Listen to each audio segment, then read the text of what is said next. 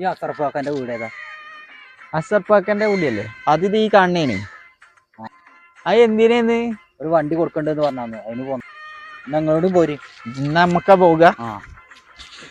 അത് അസർപ്പാക്കും.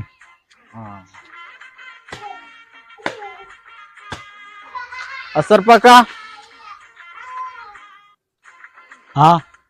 എന്താ മുട്ടിയെ?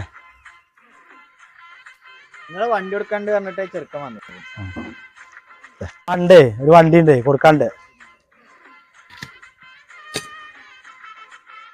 വണ്ടി കുഴപ്പമൊന്നുമില്ലല്ലോ, നല്ല വണ്ടി തന്നെയല്ലേ? വണ്ടിക്കൊന്നും ഒരു കുഴപ്പമില്ല മാനെ.